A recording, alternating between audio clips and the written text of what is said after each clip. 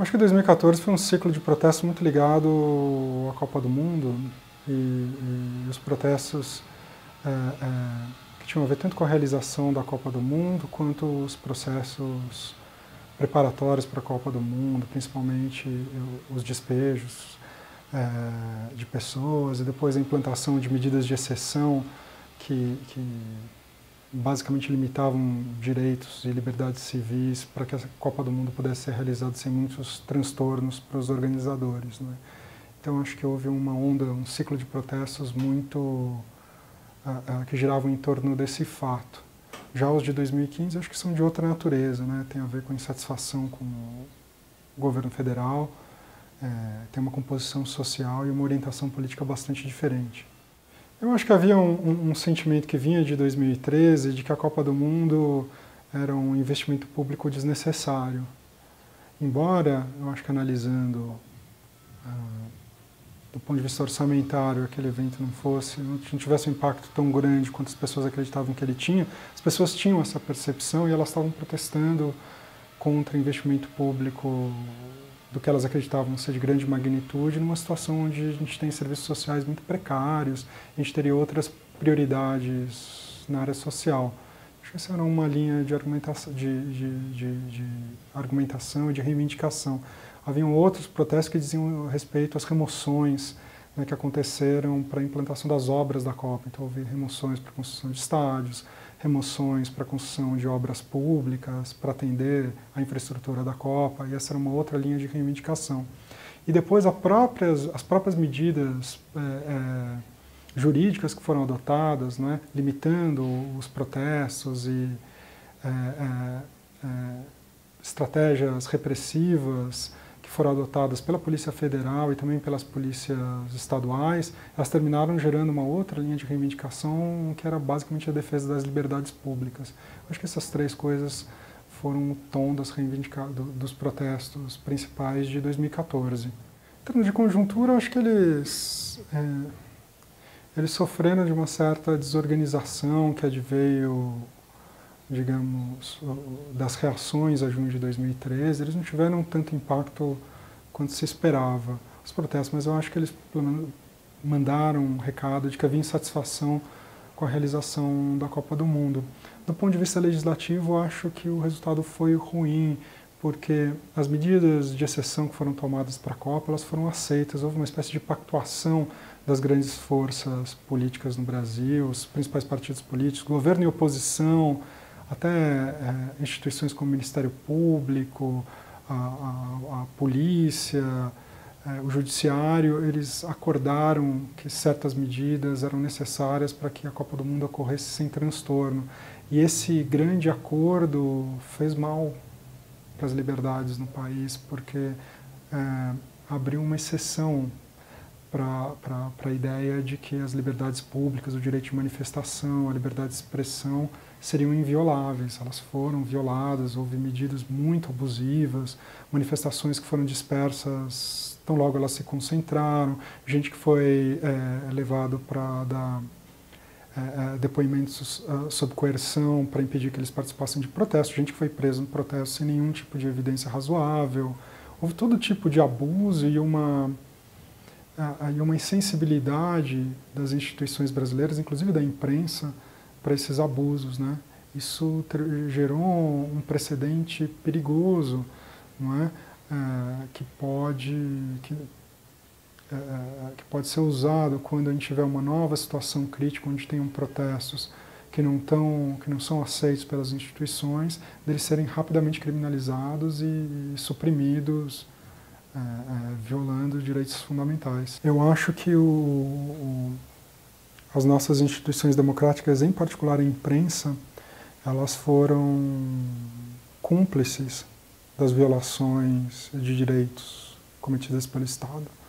E essa cumplicidade da imprensa e também, em certa medida, do Ministério Público, fizeram com que a liberdade de manifestação hoje esteja numa situação muito pior do que em junho de 2013. Em 2014, seguramente não. Foi um festival de abusos, 2014. Em 2015, esses grandes protestos contra o governo federal, eles tinham muito apoio de várias instituições, inclusive a polícia de vários estados, né? Então, nos protestos contra o governo federal, eles não aconteceram. Já protestos, por exemplo, que foram liderados pelo Movimento Passe Livre, no começo de 2015, pelo MPL, eles foram reprimidos de um jeito completamente absurdo. E mais recentemente, em Belo Horizonte, o Passe Livre também realizou um protesto que foi reprimido pela Polícia Militar Mineira de uma maneira completamente absurda. Então, você, sem nenhuma motivação aparente, você tem repressão, não é? O cerceamento da liberdade de manifestação.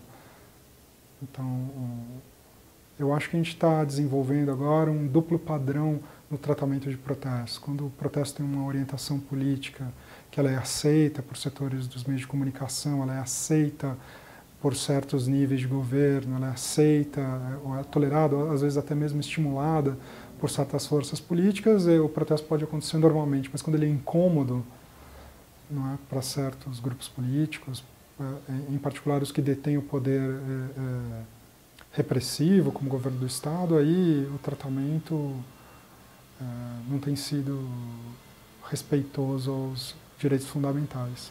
Se a gente pegar os principais, digamos, né, os que ficam na memória, que são os protestos de junho de 2013, para 2014 os protestos contra a Copa, para 2015 os protestos contra o governo federal, eles são muito diferentes em magnitude, em forma de expressão, composição social, orientação política, né?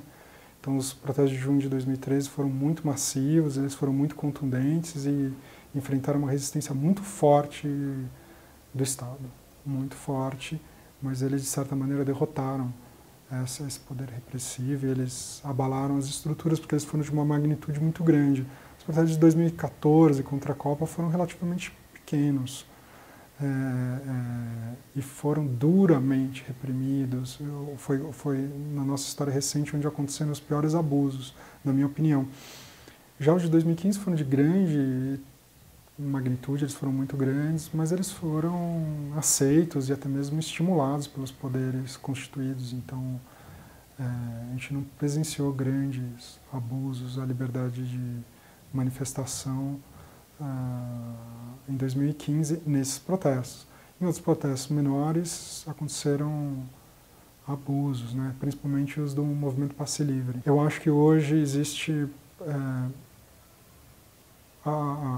as forças policiais, elas aumentaram sua capacidade técnica repressiva, e, por um lado, e por outro lado houve uma certa insensibilidade, em particular para determinado tipo de protesto que se considera ilegítimo, determinado tipo de protesto, que é uma combinação de forma de manifestação com orientação política, com posição social, não é?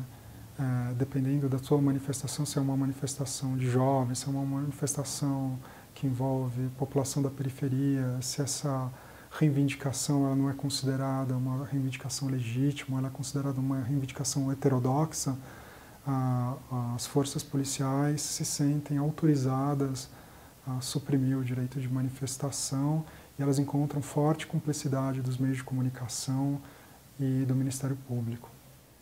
Está se apropriando das ruas. Depois de junho de 2013, os parâmetros mudaram, né? A gente vê hoje, por exemplo, as pessoas dizendo que uma manifestação de 30 mil pessoas não é uma manifestação relevante. Antes de junho de 2013, era muito...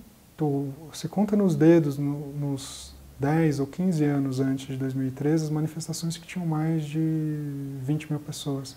Conta nos dedos, provavelmente, de uma mão na cidade de São Paulo, que é a maior cidade do país. E depois, essas manifestações dessa magnitude se tornaram mais ou menos correntes, né? São consideradas até relativamente pequenas. Essa própria manifestação de domingo passado, que teve 145 mil pessoas, teve gente dizendo que ela não era expressiva. Então, acho que mudou. As pessoas, depois de junho, redescobriram, né, o direito de manifestação, a capacidade que o protesto de rua tem de pressionar o poder público, e estão fazendo uso desse instrumento político para reivindicar direitos, reivindicações políticas de outra natureza. As ruas viraram um termômetro da disputa política, né, e da disputa por direitos também.